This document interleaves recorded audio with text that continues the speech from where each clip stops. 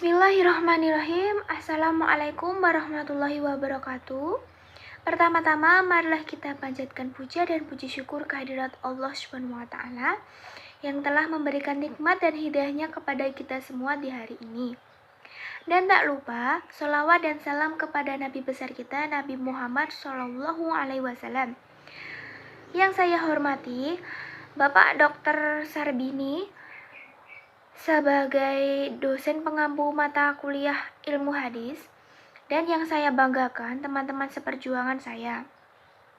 Di sini saya akan memperkenalkan diri saya, nama Yulia Ika Rahmawati dengan NIM 201111054. Kelas KPI 2B IAIN Surakarta. Baik, saya di sini akan membawakan materi dari buku hadis dakwah karya dari Bapak Dr. Sarbini. Seperti ini ya teman-teman.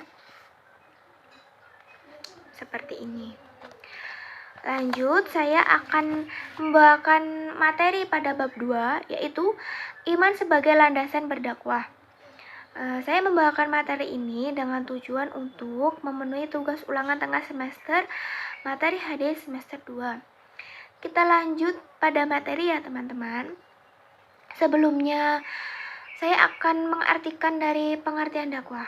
Pengertian dakwah. Dakwah mengandung pengertian sebagai suatu kegiatan ajakan baik dalam bentuk lisan, tulisan, tingkah laku, dan sebagainya.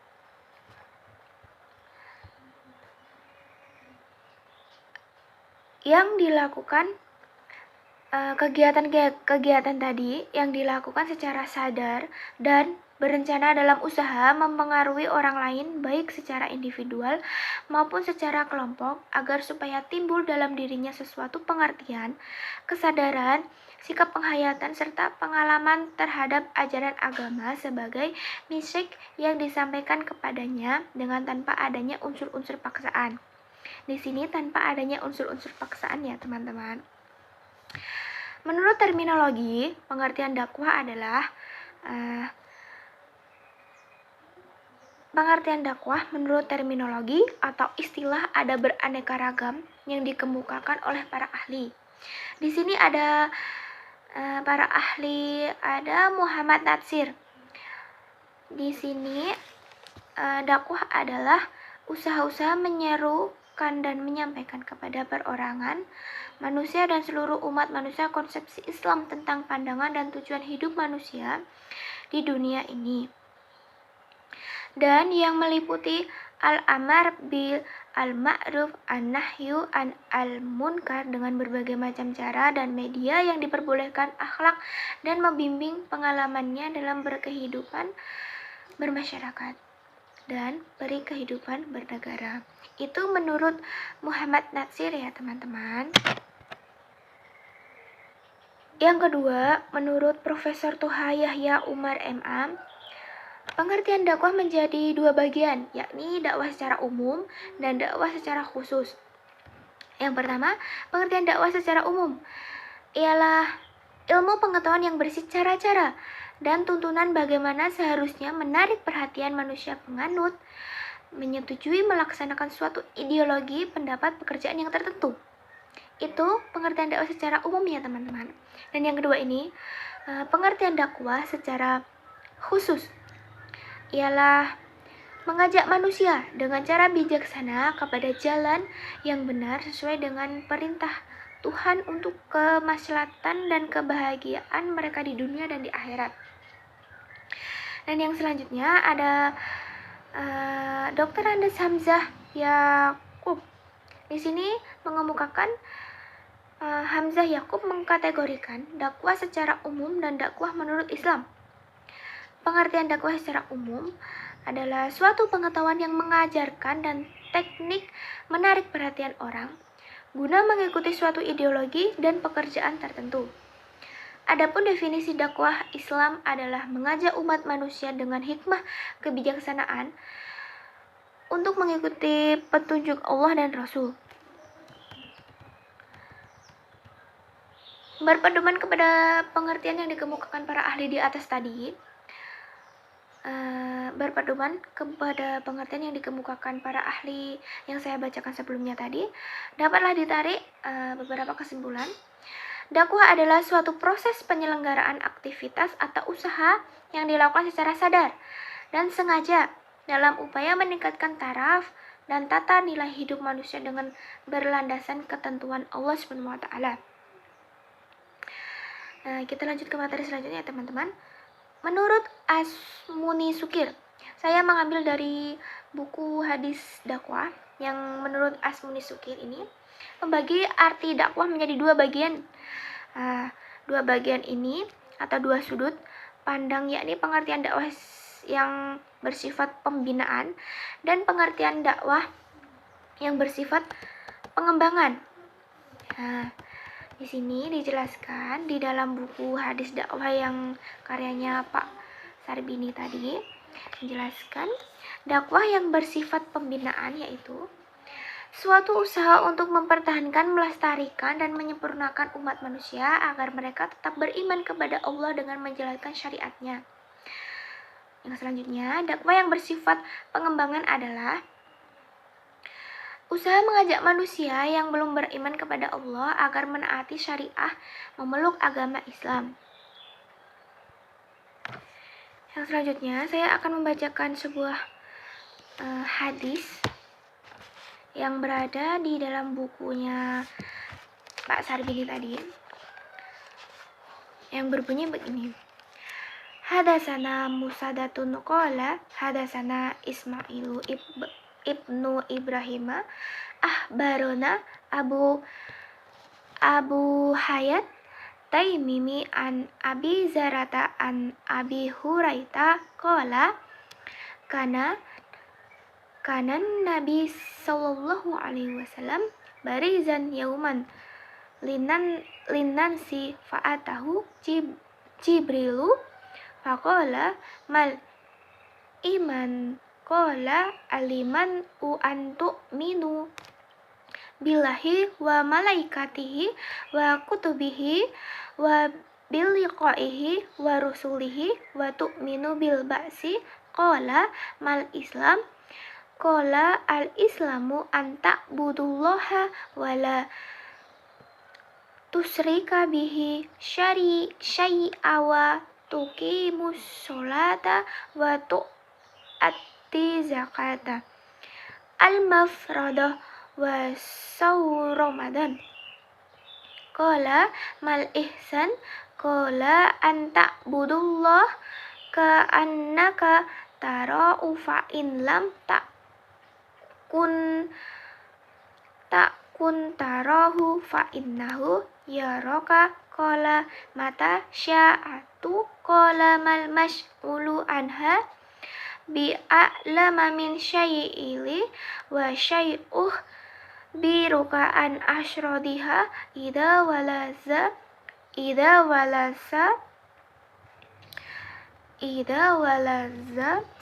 amatu rabbaha wa idat tawala ra'atu ibili maufil bunyani fi khamsin laya lamuhunna ilallah summa ta'lalan nabiyyu sallallahu alaihi wasallam innallaha indahu ilmu syi'ah al-ayat summa adbara faqala rudduhu falam yara syai'a faqala hadha jibrilu ja'a yu'alimun nasa dinahum qala Abu Abdullah ja'ala dalika kullahu min iman.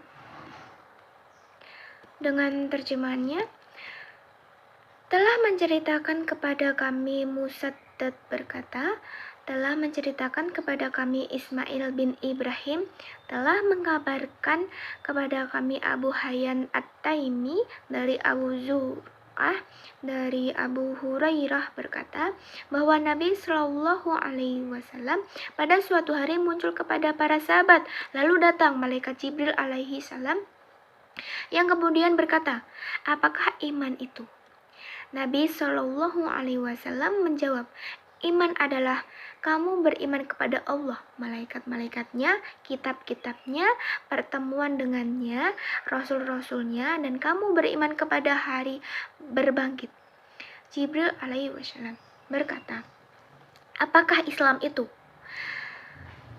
Dijawablah Nabi Muhammad, Islam adalah kamu menyembah Allah dan tidak menyekutukannya dengan suatu apapun. Kamu dirikan sholat, kamu tunaikan zakat yang diwajibkan, dan berpuasa di bulan Ramadan. Jibril berkata, apakah ihsan itu?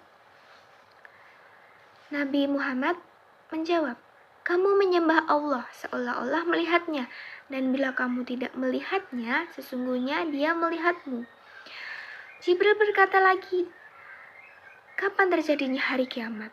Nabi Muhammad menjawab, yang ditanya tentang itu tidak lebih tahu dari yang bertanya. Tapi, aku akan terangkan tanda-tandanya, yaitu jika seorang budak telah melahirkan tuannya, jika para pengembala unta yang berkulit hitam berlomba-lomba membangun gedung-gedung selama 5 masa, yang tidak diketahui lamanya kecuali Allah.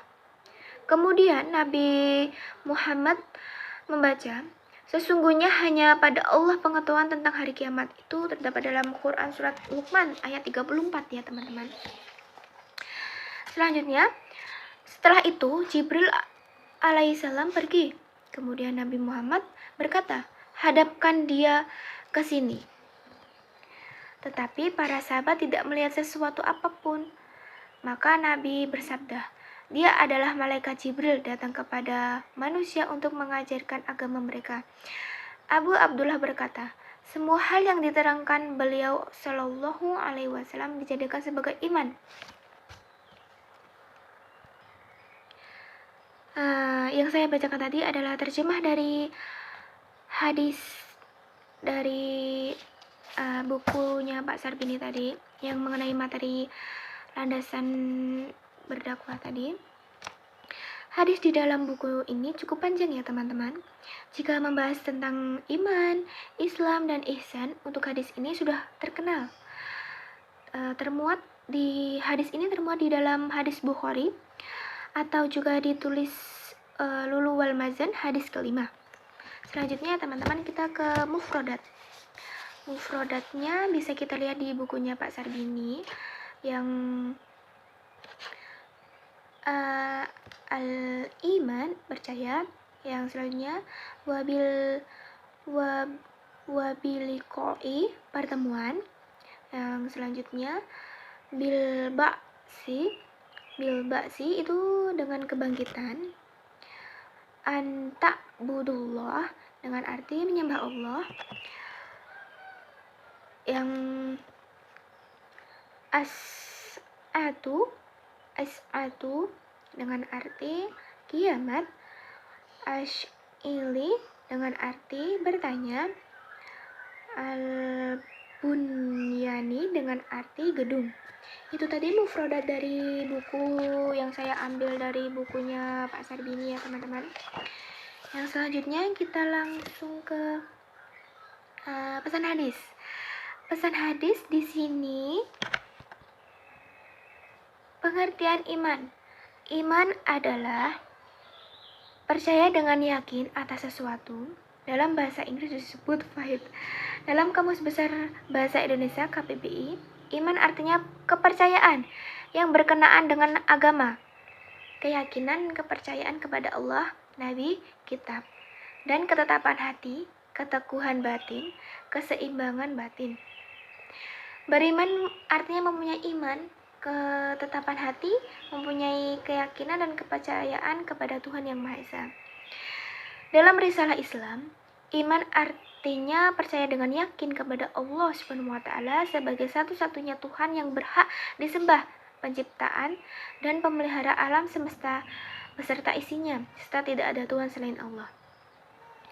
Pengertian iman secara istilah, secara maknawi terminologis, iman adalah percaya dengan yakin akan adanya Allah Subhanahu wa Ta'ala, para malaikatnya, kitab-kitabnya, para rasulnya, hari akhirat, serta khoda dan khodar yang terangkum dalam rukun iman. Selanjutnya kita masuk ke dalam pengertian Islam. Pengertian Islam secara bahasa, Islam memiliki beberapa arti dalam bahasa Arab. Islam merupakan masdar dari kata aslama, yuslimu, islaman yang artinya taat, tanduk, patuh, terserah diri kepada Allah. Sedangkan jika dilihat dari asal katanya, makna Islam berasal dari kata asalmu, aslama, islama, salim, dan salam. Berikut artinya. Asalmu artinya damai, perdamaian. Islam adalah agama yang damai dan setiap muslim hendaknya menjaga perdamaian. Aslama artinya taat, berserah diri. Seorang muslim hendaknya berserah diri pada Allah dan mengikuti ajaran Islam dengan taat. Islama artinya berserah diri. Yang salim artinya bersih dan suci. Ini merupakan gambaran dari hati seorang muslim yang bersih, suci, jauh dari sifat syirik atau menyekutukan Allah. Selanjutnya ada salam, artinya selamat, keselamatan. Islam adalah agama yang penuh keselamatan. Jika seorang muslim menjalankan ajaran Islam dengan baik, maka Allah akan senantiasa menyelamatkannya baik di dunia maupun di akhirat. Selanjutnya, kita masuk ke dalam pengertian ihsan ya teman-teman. Ihsan atau dalam kurungnya bisa jadi kita simpulkan kesempurnaan atau yang terbaik. Ihsan adalah seseorang yang menyembah Allah seolah-olah ia melihatnya, dan jika ia tidak mampu membayangkan melihatnya, maka orang tersebut membayangkan bahwa sesungguhnya Allah melihat perbuatannya. Gitu. Saya mengambil kesimpulannya teman-teman. Iman, Islam, dan ihsan merupakan 3 serangkaian konsep agama. Islam yang sesuai dengan dalil iman, Islam dengan ihsan saling berhubungan karena seorang yang hanya menganut Islam sebagai agama berjumlah cukup tanpa dibarengi dengan iman. Ingat ya teman-teman, tanpa dibarengi dengan iman. Sebaliknya lagi, iman tidaklah berarti apa-apa jika tidak didasari dengan Islam. Makna dari Islam dan iman akan mencapai kesempurnaan jika dibarengi dengan ihsan. Sebab ihsan merupakan perwujudan dari iman dan Islam dan sekaligus merupakan cerminan dari kadar iman dan Islam itu sendiri. Baik, sekian yang bisa saya sampaikan. Kurang lebihnya saya minta maaf. Terima kasih atas perhatiannya. Akhirul kalam. Wassalamualaikum warahmatullahi wabarakatuh.